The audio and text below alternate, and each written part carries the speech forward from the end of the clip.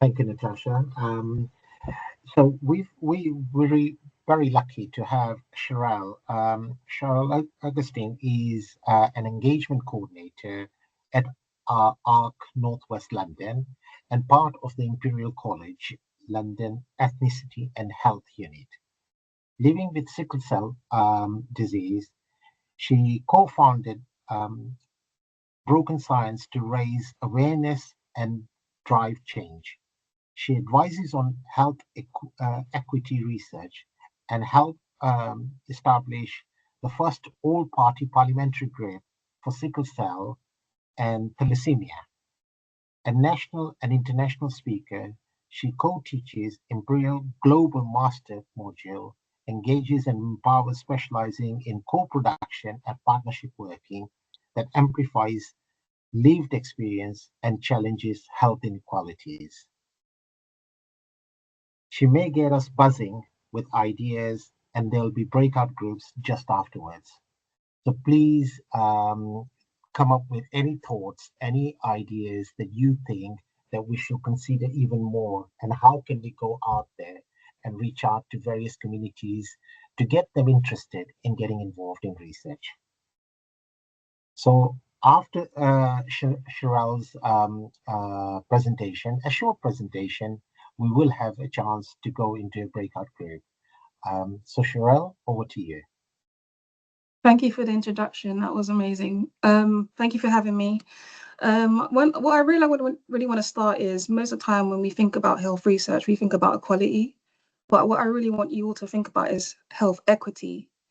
We can't think about improving the healthcare or the systems without including the whole of the nation. So often you find that research is focused on a subset of the nation and not the whole population, especially if you're in certain areas. It's much more diverse, and things have become even more complicated in recent events. We're taking into consideration gender fluidity and how normally you would have to look at diseases that can be gender specific, but then you've got to be a bit more open, because if someone hasn't shared their background to you, you could be missing a diagnosis. An example where diversity hasn't been considered is when, for example, ACE inhibitors and beta blockers were found to be less effective as a single treatment for people of African and South Asian descent due to genetic tendencies, which left people at higher risk. It's basically they might as well have been taking Smarties. They left people at high risk of having stroke or sudden death, because the research that went into that initially wasn't diverse enough. It was focused on the one specific population, which then leaves other people, and then rolled out to everybody as if it works. So having that foresight about the whole population is important in that sense. And then when we're really drumming down into when we're working with the public partners, it's not just about generalizing people together, thinking, for example, they all say Asian or the black community, but even within those communities,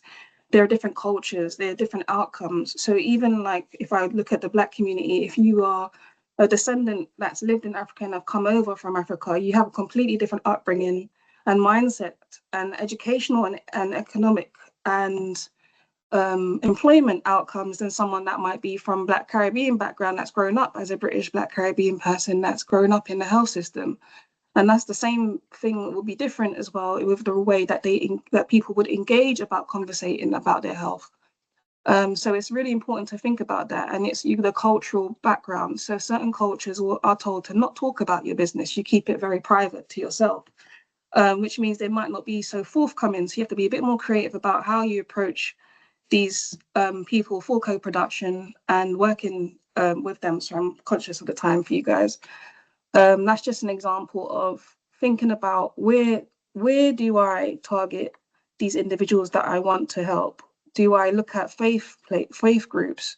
Do I look at the community leaders? Do I put people who already have the connections into place to be able to bridge that gap between me and the community? There's no such thing as hard to reach. It's just people are easy to ignore. And what we really got to think about is relationships. Once you start building relationships, that's when you start to build trust. And as you build trust, that's how you get more involvement and you get much more out of people. And then on top of that, you do not want people that have been involved with you for so long to all of a sudden be less valuable, because a lot of the time you see them as, you know, where other people, like in management, the more experience you have, the more valuable you are. What we sometimes can find in health research is the more that you work with public partners and the more you work with them, you start to see them as less valuable because you see them as a colleague and not authentic to the experience of the population that they're reaching. But how do we empower them as leaders within the public, within public partners, to bring other people in? Don't just disengage them.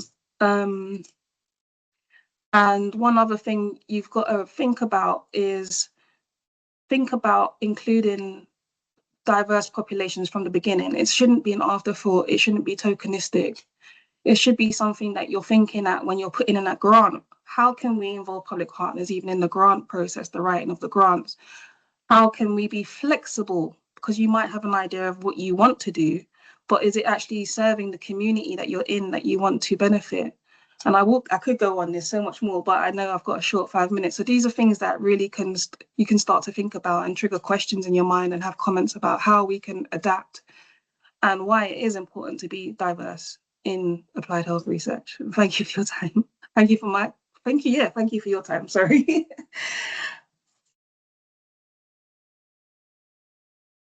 Thank you so much. It's amazing.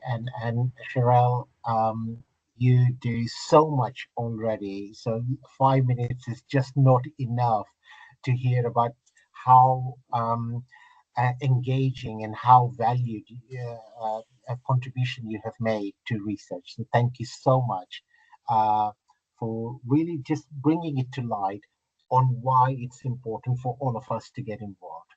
So now we are going to go into a breakout group, and I'm going to pass on to Savvy, our involvement coordinator.